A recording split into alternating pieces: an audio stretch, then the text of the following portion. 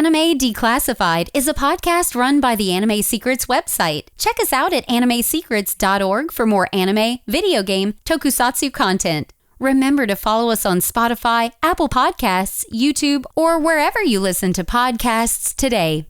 Hey guys, Joshua Seth here, voice of Tai on Digimon, and you're listening to Anime Declassified. And welcome to another episode of Anime Declassified, hosted by Rizwan Merchant and Frankie Hallsworth, where today we're going to be taking a look at Dragon Ball Daima episodes 14 through 17. And Frankie, I just want to start off by saying that, just to kind of do a quick recap from last time, things are a little bit rough around the edges for some of what we're getting in Daima, but overall, I am enjoying it. I mean, I like it on a superficial level because, like, it's beautiful. I love new Dragon Ball content on a superficial level. But objectively, it hasn't been the strongest arc. No, not at all. But, as a quick recap, not going to go into much detail, last time when we left off, Goku and company had reunited with Vegeta, Piccolo, and Bulma, and they're all together. They found the OG Namek planet. They met Neva, who is the elder Namek who helped Gomah in the beginning with all the turning him into kids and all that. And Vegeta faced off against the second Tamagami, beat him using Super Saiyan 3, and got the second world Dragon Ball. Meanwhile, in the first world of the Demon Realm... Can I just say, Vegeta as Super Saiyan 3 looks very strange. I don't know what it is. I think it's the It doesn't work for Vegeta. Granted, I don't think it works that well for Goku either. I think Super Saiyan 3 is dumb. But I like Goku better. I think it's the hair. But I do think it looks better on Goku. Yeah. But anyway, back into the first Demon World, Arensu has created, using Cybermen seeds and Majin essence, a new team of Majin. One is Majin Ku, who is basically Skinny Boo, but green because of Cybermen bean stuff. And then there's Majin Do, who is basically Majin Buu down to the chocolate love, but he's green and Cyber Beans. Yeah. And so they tried using Ku before they made Do to get the Dragon Ball from the first world. They failed, so they made Do, which is how to get the first world Dragon Ball. And now Goma's kind of freaking out. He disabled the Warp Sama, and Goku has to get his group through to First Demon World. So, here we are. Anything you can add? No, I'm good, actually. Okay. In that case, episode 14, Taboo. So, Pansy has given her quick little report back to the kingdom saying, hey, we're gonna try and get to the first Demon World now. If you wanna, send your people out to come meet us, to her father, because they have their own elite group of people. The Gesu, in his infinite wisdom, has decided to tell Gomah, hey,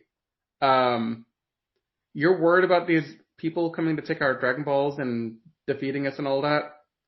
Let's call in what he calls the Gendamari Force.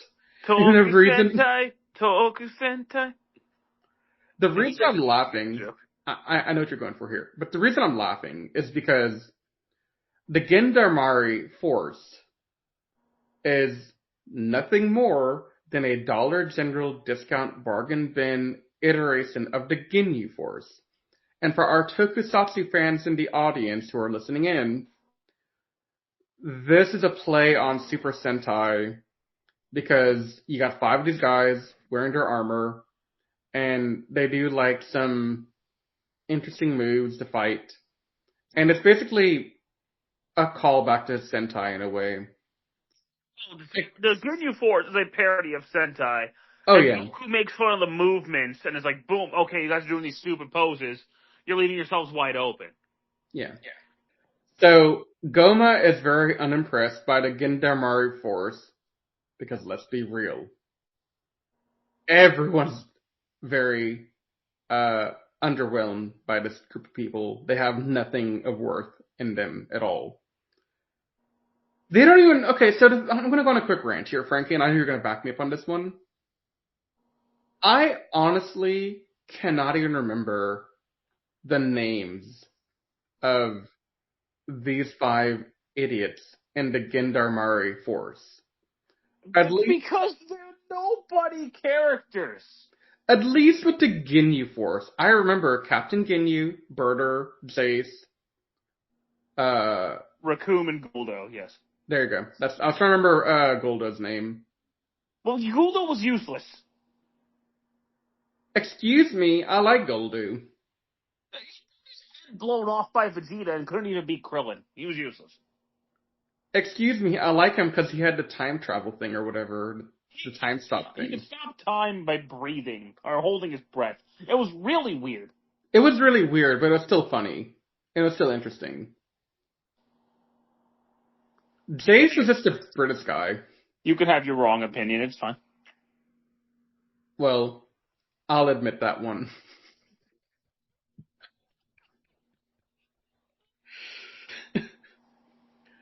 So, yeah, they tell these discount Dollar General bin people to guard the palace from Goku's group in case they come and get past the disabled Warp Lord, which they shouldn't be able to do to begin with, because you can't get to this world without Warp Lord. Except, spoilers, Goku's team does. And the way to do it... Yeah. So anyway, back in Demon World 2, Goku is looking at the Warp Lord being unresponsive and being like, yo, why aren't you doing anything? So he uses his power pole to try and poke Warp Lord, which gets him electrocuted and he falls unconscious. Neva intervenes and magically opens a tunnel as Goku is slow motion falling towards the electrocuted energy thing that's about to dissipate him. And Goku wakes up just in time to float up as the portal opens. And for the first time in what I imagine is a millennia, all 3 demon worlds are now open for travel with no restriction by Warp Lord. Yay. And some more lore building here, which I thought was kind of interesting. Neva is the one who created the Warp Sama, Warp Lord, whatever, to basically help keep the different demon worlds separate, because he didn't want the first world snobs or the third world ruffians to go mess up the second demon world, which is where he's from. So in an act of self-preservation, he created Warp Sama to protect his own Namekian family. And episode essentially ends with the Ginyu Light discount bargain bin group meeting Du and Ku at a convenience store, because of course, Frankie, there is a convenience store in the demon world for them to buy chocolate from. I don't understand, but whatever. And they attempt to buy Du and Ku some chocolate, but they're also low on money, so they can't actually buy chocolate for them. So yeah, episode ends with Gomah learning of the arrival of everyone, and he tells all his men to go attack the group as they attempt to make their way into Demon World 1. Well, it was an all-on assault, man. It was. And so episode 15 opens, and once again, Frankie, I'm a little confused. And here's why I'm confused. I don't understand why Goku and group would even struggle against the normal foot soldiers, and even if there's a bunch of them, just go Super Saiyan 2 and kick ass and take names, right? Like, there's no reason for this. The only thing I can think of, honestly, is it was just never-ending waves that eventually you get tired. Yeah, but still. Dude, Kamehameha one group, Final Floss another group. And then Light Grenade the other ones, Piccolo. You got powers too. Like, come on. Yeah, Piccolo's been useless the entire time. What has he done so far? Honestly. He kicked one guy in the back of the head. He's done nothing, Frankie. That's all I can think of is he kicked somebody. Like, remember when Vegeta was beating up all those bandits? Piccolo hit one of them. I know what you're talking about because I remember seeing that. I'm like, dude, come on. Granted, I know he's weaker than Goku and Vegeta, but come on, man. Okay, no, if we're gonna talk about that, let's talk about that. In the grand scheme of things, obviously Goku is the most powerful being in the Z Fighters roster, followed very closely by Vegeta. After that, I started having debates between Piccolo and Gohan, but Piccolo is not as weak as he's led to be, as we're led to believe. At this point in the story, Gohan is stronger than Piccolo. Okay, I'll buy that, because my memory of the Buu Saga is kind of crap, to be honest with you. Gohan was way stronger than Piccolo in the Buu Saga. Okay, well in that case, but even then, Piccolo ain't that bad. No, he's still Super Saiyan level. Like, he's probably around Super Saiyan 2 level at this point.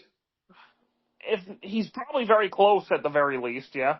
Yeah, I mean, I wouldn't say he's like full on Super Saiyan 2 level of power, but he ain't that bad off, man. He's doing good. No, he's strong. Piccolo's strong.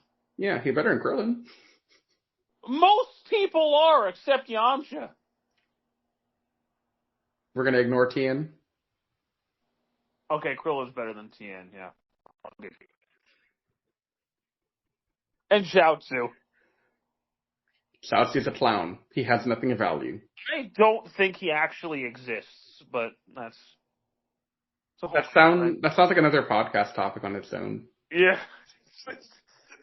Anime Secrets is Xiaotzu, the figment of Tien's imagination, coming soon. Honestly, we might have to do that someday now. Okay, but back to the actual episode 15 and away from our deviations, as you will. In the video feed, because Gomah has a video feed for everything, he notices Hybis, and he notices Hybis has a belt buckle. And previous to this, in an episode at some point in the past, I don't remember which one, Gomah mentioned having a living eyeball on a belt buckle. and Hybis is like, yeah, I found this cool thing and I put it on a belt buckle because why not? Completely unaware that this eyeball is a legendary artifact called the Third Eye, also known as the Tertian Oculus. And that this artifact was owned by Abura, for those that don't remember, that's Dabura's father. And this artifact can amplify your power, and it's the source of all power for, like, the Supreme Demon Lord, or whatever you want to call it. Yep. And up until Dabura decides to steal it from his father, that's where the eye was. Then Dabura steals it, but the thief that he hired to steal it hid it somewhere in the third demon world before getting killed by some rando natives. He just got his head beat. Yeah. So this eye is just chilling in the third demon world, where Hybis, for all intents and purposes, Frankie, I'm just going to ad-lib this part, because it doesn't really matter, but to paint the picture, in my mind, of what really ended up happening here, Hybis is out picking flowers, doing some whatever. He sees an eye on the ground. He picks it up, puts it on his belt buckle, and walks off saying, la-di-la-da-la, whatever. That's actually what happens, yeah. Yeah. So that's the flashback of where this eye has been all this time. And Goku and company have finally beat all the foot soldiers, and they've arrived at the palace. With Where Pansy's more foot dad soldiers help. are there. I don't know if Yeah. we added that. Pansy's dad comes and helps. Oh yeah, the cavalry arrives, and Pansy's third world demon friends have come to help. Which honestly, it was a really much needed thing, because at this point, you're right. There's an overwhelming number of these guys just everywhere. Oh, and then the Ginyu Force. Yeah, okay. We gotta talk about it, Frankie. We gotta talk about it. Like, he doesn't even care. Vegeta just makes them like something. There's nothing to even talk about here. Meanwhile, while this is all going on, a rando demon lady approaches Hybis, attempting to seduce him for the belt. And Hybis, being, I think he's honestly gay, which is why he just said no to the lady's approach. I'll give you my hat, though. I'll trade it for that hat. So, this lady's wearing a really ugly hat. Really ugly hat. It was Majin Buu in disguise for a minute, I won't lie to you. Oh my god, Frankie. You're not wrong. You're not wrong. You're not wrong. You're right. That could have been Majin Buu in disguise. Or it could have been Majin Buu in disguise. It could have been either one of them, honestly, because it's that ugly, bright, neon green colored hat. And Hybis decided, I want that hat more than I want this really cool eye belt buckle that I have. So he trades the belt for the hat. And he just goes on his way, not even knowing that he just gave over the most powerful artifact of all time. He doesn't to some rando. He doesn't care. He doesn't care at all. And so, at this point, all the foot soldiers are defeated thanks to a group effort of Kadon and Goku's groups. And now it's time for the final fight, or the beginning of it. Where Yeah, we're leaning toward the final battle. Yeah, we're getting closer to it, but we do have to take care of the discount bargain bin Ginyu Force at the entrance gate. Vegeta just beats them up. Beats them up and moves on. Yeah, like, that's it. He doesn't even make... there's no effort for him to do it. He just beats them up casually. He doesn't even go Super Saiyan. He doesn't even like... Okay, hang on, Frankie, before I say it. Did Vegeta actually use any Kai? He didn't use an energy blast once. He didn't care. Straight up did not care. He didn't care. He didn't. It was great. It was so good. It was. Yeah, so they defeat these discount bargain bin Ginyu Force things that I just... They're not in Sparking Zero. I would honestly laugh if they were, Frank. The next two DLC packs are Daima related, so... Okay, so we're gonna have one pack for you know what and you know what. That's gonna be the second one, I guarantee it. I'm guaranteeing you the two things you know what are gonna be the second DLC. Oh, absolutely. Now the first DLC... They've only said Mini Vegeta and Glorio are in it. But okay, good. Glorio is in it. Okay, good. Glorio's in it, Mini Vegeta's in it, but that's all they've said so far. And like, if we go by the first DLC pack, which was Superhero, there was like 11 characters in it. Yeah. So. Anyway, they enter the castle. Goku, Vegeta, Saiyan, and Piccolo, because the rest of the group is outside, just battling any lingering foot soldiers that are coming their way. And they go inside, they find Dende, who's still a baby, and... I love Baby Dende. Baby Dende is adorable. He is everything you'd ever want in a baby. Yes. So, Pansy follows them without really telling them. Dagetsu is trying to escape on a sit with Dende in hand. And in an epic last-minute thing, Dende goes flying in the battle because Degetsu lost his grip on the baby, and Pansy rescues him, which is another reason, Frankie, from the last podcast for why Pansy is the best girl. She is. It's just an objective fact. It is. No one can even come close to her. But yeah, so with Dende in Pansy's hands, they can confront Degetsu, and Gloria appears, throwing Hyvis' hat at him just because.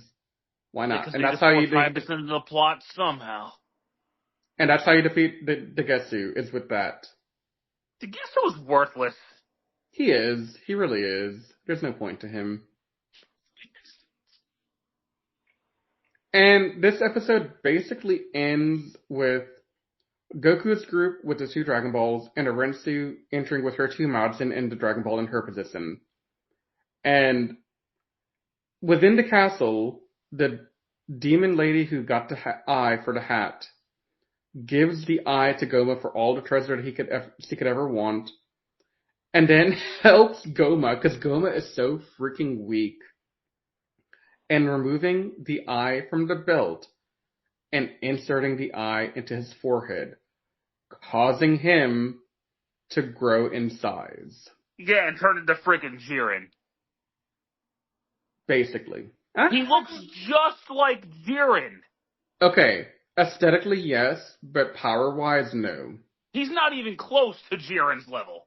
No, not even close. Not even close. But he looks, aside from, he's Jiren with Gomah's head. Tell me he's not just Jiren. He is. He is. Like Jiren. He really is. It was bugging me. As soon as he transformed, I was like, are you serious? Yeah. Yeah. So, that was the end of episode 16. We're on episode 17, called Gomah, which is so aptly named. This one, you've got, it starts with, they make Arensu and Goku's group are like, hey, 1 versus 1, whoever wins gets the Dragon Balls. And it's Goku's turn to fight Majin Buu. If I'm honest with you, I think Goku would have ended up winning.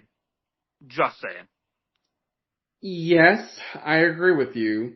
But this one-on-one duel between Buu and Goku doesn't come to completion because Gomah comes in. And Frankie, I'm going to try and paint a picture for the audience. And it'll basically be the Kool-Aid man knocking down a wall and coming in and saying, "Oh yeah!" Family Guy bit ever. And Gomah just comes in and is like, "Oh yeah, let's go." And now the enemies have to team up to fight their common enemy, including Tanagami number 1. Let me get that word out correct. Tamagami. Yeah, Tamagami number 1 has to be like, or Neva's like, hey, you help too. It's okay, buddy. Neva's like, hey, get in there. You're gonna help. Which, at this point, you remember how in the last podcast, Frankie, I mentioned briefly that I have a hard time saying that anyone that's not named Gomah is pure evil or pure good minus Pansy and the original Z Fighters, right? Yeah. Okay. This is why. Because Neva, I can never tell. Is he team good guys? Is he team bad guys? I think after what happens in the episode after this, which we're not talking about today, I think he leans one way. Agreed. He leans more to the good side. Yeah. But, man, there are times where I'm just kind of wondering about him, if I'm being honest with you. Like the collective group of them cannot beat Jiren Gomah. No. And so Goku's like, you know what? I'm going to go even further beyond. And he turns Super Saiyan 3. Yeah. And that's where we end off. But this is where things get very interesting to me in terms of the battle. So, I have never seen Goku willingly say, let's all get in there and let's all fight. Like, he has never said, hey Vegeta, hey Piccolo, hey everyone, let's get together and let's take him down together. It's never been that. It's always been, you guys stand back and let me kick ass and take names. Now, I think that has a lot to do with the fact that he's in a child's body. I think so too. I think episode 19 kind of confirms that. But yeah. Get that when we get to episode 19. That's the only reason I can think of is because he's like, I'm a kid. I am nowhere near as strong as I actually am supposed to be. Yeah. But he turned Super Saiyan 3, and, yeah. Yeah. But, yeah, this is the end of episode 17. We're not covering 18 and 19 here, because we want to kind of wait. But, yeah, so I'm going to give my overall thoughts here real quick, Frank, and then you can go. This group battle with Goku, Piccolo, Sin, Glorio, Tamagami, other friends, everyone kind of teaming up together to take on Gomah. You can fight me on this, Frankie, but I think this is probably the best fight scene I've seen in a long time out of Dragon Ball. It's definitely the best since Broly. Yeah. But that was what, like 7-8 years ago? 2018? So yeah, 7 years ago. Yeah. It's been a while, because Superhero, none of the fights in that compare to this.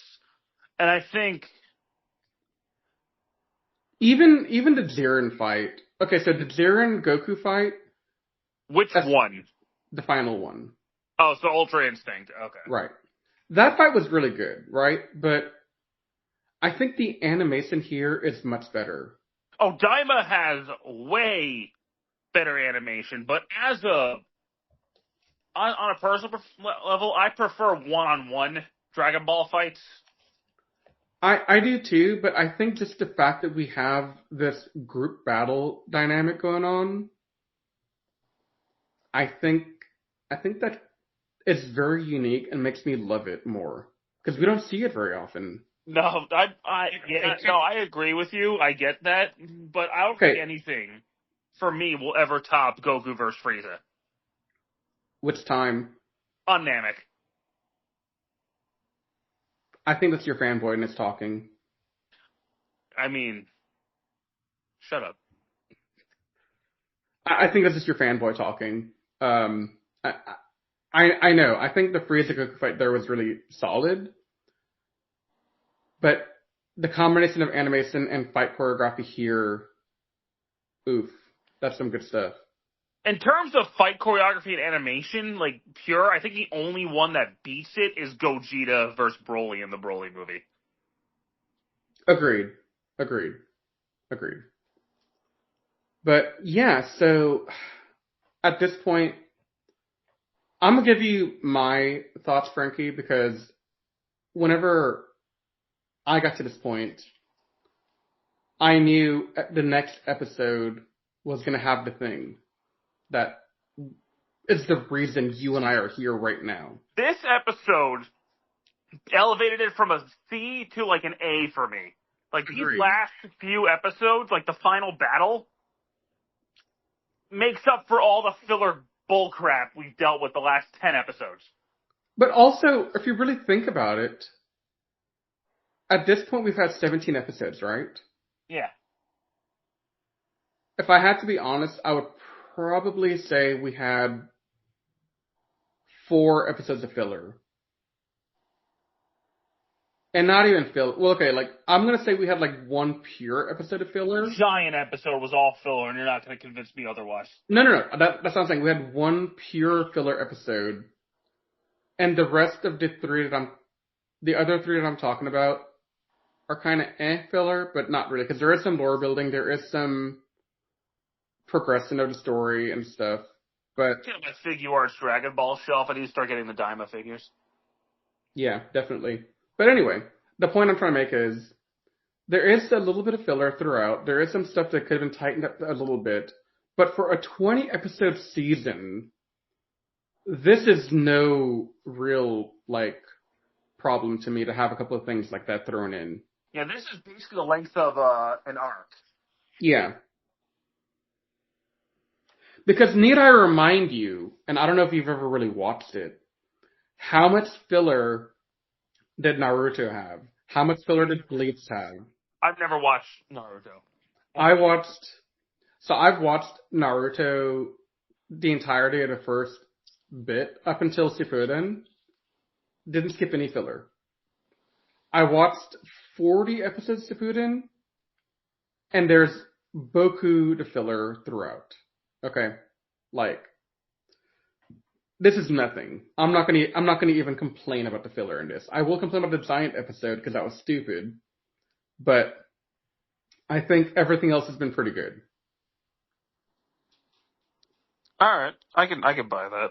The only thing that I've just been sitting here trying to process has been the freaking Cyberman seed thing. I'm gonna keep going back to that throughout this thing. That creation of Dooku. Why did we need this? Who asked for this?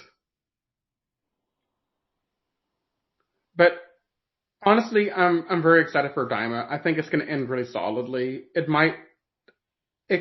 could leave the A tier and go to an S, but we need the finale to drop for that to happen. Yeah. So, yeah, that's kind of where I am right now, Frank. What do you think? Yeah, I'm about the same. The 2 episodes after this, though, oh man. Oof. Oh yeah. Top tier. Yeah. Alright. Well, I think we have run the course of this podcast. So, without further ado, I am Rizwan Merchant, and this is Frankie Hallsworth. We are Anime Declassified, presented by AnimeSecrets.org, and stay tuned next time for when we talk about the last couple of episodes of Dragon Ball Daima, where we're going to give our thoughts on episodes 18, 19, and 20, with a full breakdown of our overall thoughts of Dragon Ball Daima. But until then, keep on listening.